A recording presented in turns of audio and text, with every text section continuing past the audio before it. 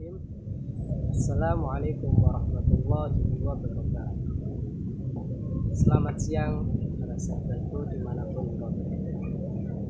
Pada kesempatan kali ini saya akan mentahridz sebuah hadis. Tapi di sini saya tidak akan mentahridz hadis-hadis yang saya cari, tapi di sini saya akan mentahridz sebuah hadis yang dibawakan oleh ustadz-ustadz yang ada di YouTube. Dan kebetulan di sini saya akan mentahridz hadis yang dibawakan oleh Ustadz Anwar Zain. Mungkin dari teman-teman belum banyak yang tahu apa sih itu tahridz. Tahridz yaitu adalah ala maudhu'il hadis fi masadirihil asliyah allati akhrajathu bi sanadihi tsumma bayanu martabatihi indal hajah. Tahridz yaitu adalah ala maudhu'il hadis, menunjukkan letak sebuah hadis fi masadirihil asliyah, di dalam kitab-kitab asal. Di sini saya akan mencontohkan kitab-kitab asal, yaitu seperti Musnad Nasai, Tirmidzi, Sahih Bukhari, Muslim dan yang lainnya.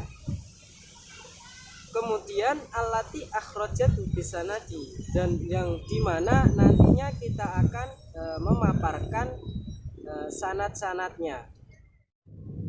Setelah kita tahu rangkaian sanadnya, maka summa bayanu martabatihi, maka kita terangkan derajatnya. Apakah hadis tersebut sahih, hasan, ataupun hadis dhaif, dan apakah hadis ini makbul atau mardud. Seperti apa video yang nantinya akan saya tahridz, yaitu kurang lebih videonya seperti ini. Lantas apa akhlaknya Rasulullah? Jamaah sekalian, dalam petikan hadis riwayat dari Sayyidah Aisyah radhiyallahu taala anha, kana khuluquhul Quran, akhlaknya Rasulullah adalah Al-Quran. Sekali lagi, yang kita contoh dan kita teladani adalah akhlak, kepribadian, perilaku, karakter, bukan cuma penampilan luar. Jadi itu tadi hadis yang dibawakan oleh Kiai Haji Anwar Zain, dan hadis tersebut ditemukan di dalam kitab Muslim, kitab Tirmidzi, kitab Nasai, kitab Ibnu Majah, dan kitab Ahmad, sebanyak 6 hadis yang berkenaan tentang akhlak Rasulullah tersebut. Yang terakhir yaitu dari kitab Darimi, temukan 1. Jadi total dari hadis-hadis yang berkenaan tentang akhlak Rasulullah ada 11 hadis.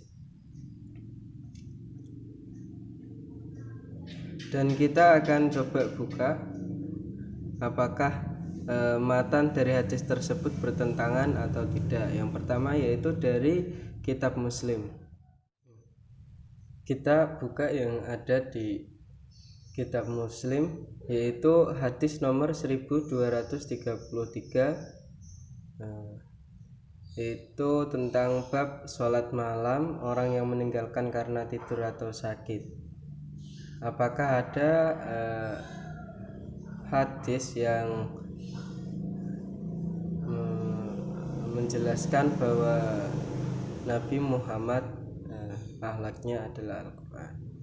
Dan di sini ada sahabat yang bertanya kepada Siti Aisyah. Hadisnya itu seperti ini: ya ummal mu'minin ambi ini min khuluqi Rasulillah sallallahu alaihi wasallam. Qalat alastu taqra'ul Qur'an, qultu bala, qalat fa inna khuluqin nabi sallallahu alaihi wasallam kanal Qur'an. Jadi ada sahabat yang bertanya kepada Aisyah, "Wahai Ummul Mukminin, beritahukanlah kepadaku tentang akhlak Rasulullah Shallallahu Alaihi Wasallam." Aisyah menjawab, "Bukankah engkau telah membaca Al-Quran?" Aku menjawab, "Benar." Aisyah berkata, "Akhlak Nabi Shallallahu Alaihi Wasallam adalah Al-Quran." Jadi yang dikatakan Kiai Haji Anwar Zaid tadi ternyata ada di dalam kitab Muslim. Selanjutnya yaitu di kitab Tirmidzi itu tentang bab moral Nabi Shallallahu Alaihi Wasallam. Sini memang pada dasarnya hadis dari kitab Tirmizi nomor 1939 ini berbeda dengan yang kitab Muslim tadi, namun sama-sama menjelaskan bahwa akhlak Nabi yaitu sangat mulia. Beliau tidak pernah menjelek-menjelekkan orang, beliau tidak suka berteriak di pasar-pasar. Bukanlah seorang yang buruk perilakunya. Jadi pada intinya yaitu sama, tidak bertentangan. Yang berikutnya yaitu dari kitab Nasai. Kita akan buka. Sini juga sama seperti kitab Muslim tadi. Kita akan cari hadisnya.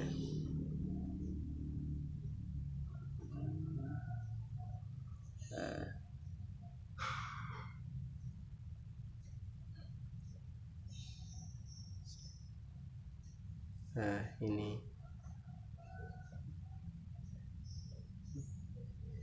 ya Ummal Mukminin ambi ini an khuluqi Rasulillahi sallallahu alaihi wasallam qalat alaysa taqra'ul Qur'an qala qultu bala qalat fa inna khuluqa nabiyillahi sallallahu alaihi wasallam Al-Qur'an.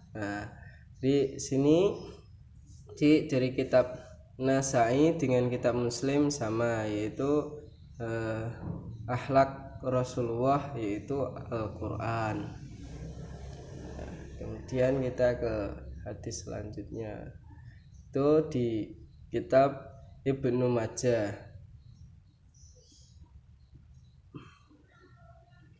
Di sini nih.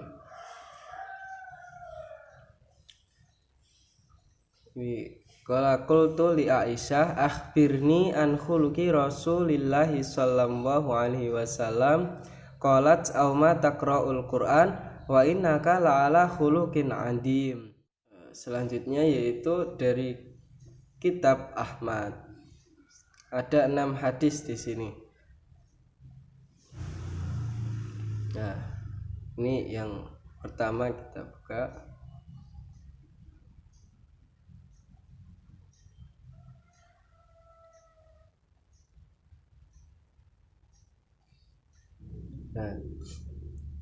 Kitab Ahmad yang pertama di sini yaitu ya Ummal Mukminin ambini an khuluqi Rasulillah sallallahu alaihi wasallam qalat alastu taqra'ul Qur'an qultu bala qalat fa inna khuluqa Rasulillah sallallahu alaihi wasallam kana al-Qur'an. Terus yang kedua itu nih ya Ummal Mukminin akhbirini bi khuluqi Rasulillah sallallahu alaihi wasallam qalat kana khuluquhul Qur'an. Ini yang ketiga juga sama. Terus yang keempat sekarang buka satu persatu.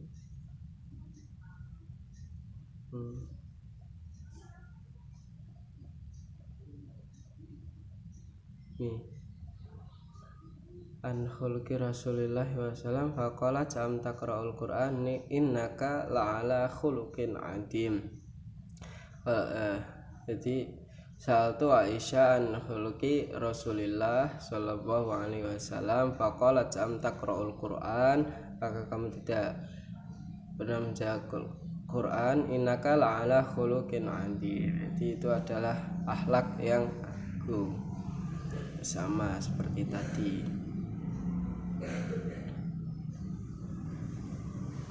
Terus yang kelima bawahkan.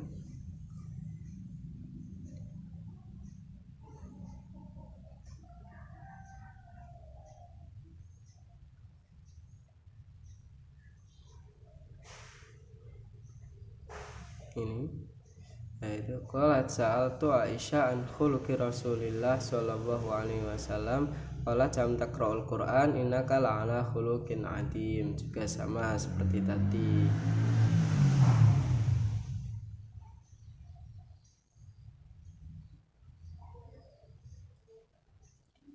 Selanjutnya yang 6,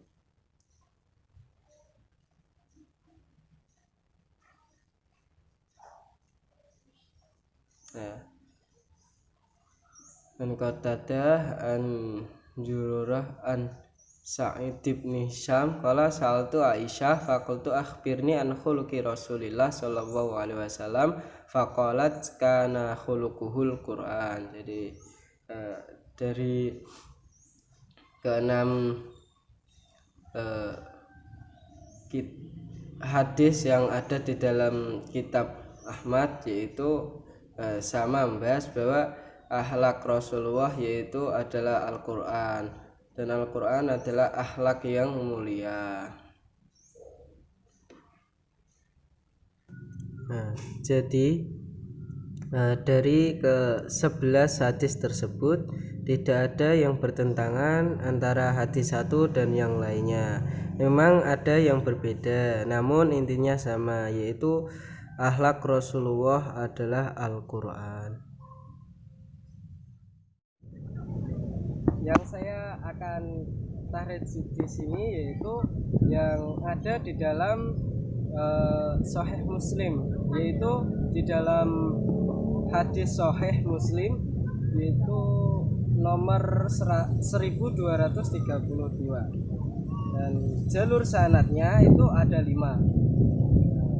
Nanti saya akan tayangkan di samping, tapi di sini saya akan mentahrid yang sanad pertama, yaitu dari Aisyah binti Abi Bakar Asy-Siddiq, kemudian kepada Sa'ad bin Hisam bin Amir, kemudian Zurrah bin Arfan, Qatadah bin Za'amah bin Qatadah, kemudian ke Sa'id bin Abi Urubah, kemudian Muhammad bin Ibrahim bin Abi Adi, kemudian Muhammad bin Al-Muthama bin Ubaid. Yang pertama yaitu Aisyah binti Abi Bakar Asy-Siddiq. Nama lengkapnya yaitu Aisyah binti Abi Bakar Asy-Siddiq. Beliau adalah kalangan dari sahabat kauniyah dari Ummu Abdullah. Negeri semasa hidup yaitu Madinah, dan wafat pada tahun 58 Hijriah. Dan yang kedua yaitu Sa'ad bin Hisam bin Amir. Nama lengkap beliau yaitu Sa'ad bin Hisam bin Amir. Beliau adalah kalangan tabi'in, kalangan pertengahan, negeri semasa hidup Madinah. Adapun komentar ulama mengenai Sa'ad bin Hisam bin Amir, yaitu yang pertama dari Ibnu Hibban, beliau disebutkan dalam Atiqah. Yang kedua Ibnu Sa'ad disebutkan beliau Siqah. Yang ketiga dari An-Nasa'i yang berkomentar beliau Siqah. Dan yang terakhir yaitu Ibnu Hajar Al-Asqalani, juga Siqah. Dari komentar tersebut berkesimpulan bahwa Sa'ad bin Hisam bin Amir adalah seorang yang Siqah. Kemudian yang ketiga yaitu dari Zurrah bin Aufa. Nama lengkap yaitu Zurrah bin Aufa. Beliau kalangan tabi'in pertengahan, kauniyah Abu Hajib, negeri semasa hidup Basrah, dan wafat tahun 193 Hijriah. Dari tahun beliau wafat berarti beliau masih sambung dengan Sa'ad bin Hisam bin Amir, dan berarti secara harfiahnya masih bisa lah kalau mereka berdua bertemu. Adapun komentar ulama mengenai Zurrah bin Aufa yaitu dari Ibnu Hibban berkomentar disebutkan dalam Sikoh. Yang kedua dari An-Nasai Sikoh, dan terakhir Ibnu Hajar Al-Asqalani Sikoh Abid. Dari tiga komentar ulama tersebut berkesimpulan bahwa Zurrah bin Aufa yaitu seorang yang sikoh. Yang keempat yaitu Qatadah bin Da'amah bin Qatadah.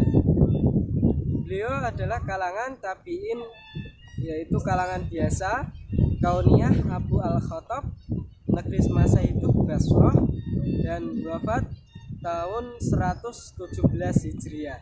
Dari wafatnya berarti beliau masih nyambung dengan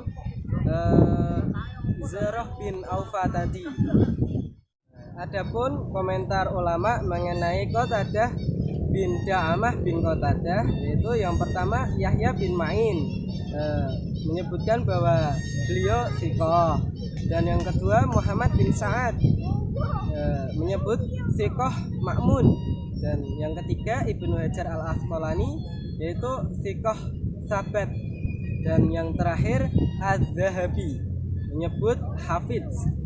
Dari keempat ulama tersebut dapat disimpulkan bahwa Qatadah bin Da'amah adalah seorang yang thiqah juga hafidz. Yang kelima yaitu Sa'id bin Abi Urubah Mihran, yaitu beliau adalah seorang kalangan tabi'in namun tidak jumpa dengan sahabat. Kauniyah Abu An-Nazar, negeri semasa hidup di Basrah, dan wafat tahun 156 Hijriah. Dan dari tahun wafatnya beliau berarti beliau dengan yang tadi masih berkesinambungan. Lalu komentar ulama mengenai Sa'id bin Abi Urubah bin Mihran, yaitu yang pertama dari Yahya bin Ma'in, yaitu berkomentar thiqah, dan An-Nasai berkomentar thiqah. Kemudian Abu Zur'ah berkomentar thiqah ma'mun, dan Muhammad bin Sa'id yang terakhir thiqah sebelum beliau ikhtilat. Dari komentar-komentar ulama tersebut dapat disimpulkan bahwa Sa'id bin Abi Urubah Mihran yaitu seorang yang thiqah. Yang keenam yaitu Muhammad bin Ibrahim bin Abi Adi, yaitu kalangan tabi'ut tabi'in, kalangan biasa, kauniyah dari Abu Amru, negara masa hidupnya yaitu Basrah, dan wafat tahun 194 Hijriah. Komentar ulama mengenai Muhammad Ibrahim bin Abi Adi, yaitu yang pertama dari Abu Hatim berkomentar bahwa beliau thiqah. Kemudian An-Nasai menyebutkan thiqah, dan Ibnu Hibban disebut dalam As-Thiqah. Kemudian Ibnu Hajar Al-Asqalani juga menyebutkan bahwa beliau thiqah, dan yang terakhir Az-Zahabi menyebut bahwa beliau adalah seorang yang thiqah. Dan yang ketujuh atau yang terakhir yaitu dari Muhammad Al-Mutanna bin Zaid. Beliau adalah kalangan tabi'ul atba', kalangan tua, kauniyah dari Abu Musa, negeri semasa hidup yaitu Basrah, dan wafat tahun 252 Hijriah. Komentar mengenai Muhammad bin Al-Muthanna bin Ubaid, yang pertama yaitu Yahya bin Ma'in berkomentar bahwa beliau thiqah. Kemudian Abu Hazim berkomentar beliau sahihul hadis. Dan yang ketiga Abu Hazim Saduq. Yang keempat Ibnu Hibban disebutkan dalam At-Thiqah. Dan berikutnya Maslamah bin Qasim thiqah masyhur. Kemudian Maslamah bin Qasim lagi minal hufaz. Kemudian Az-Zahabi thiqah. Dan yang terakhir Ibnu Hajar Al-Asqalani menyebut bahwa beliau thiqah sabat. Dari komentar tersebut disimpulkan bahwa Muhammad bin Al-Muthanna bin Ubaid adalah seorang yang thiqah.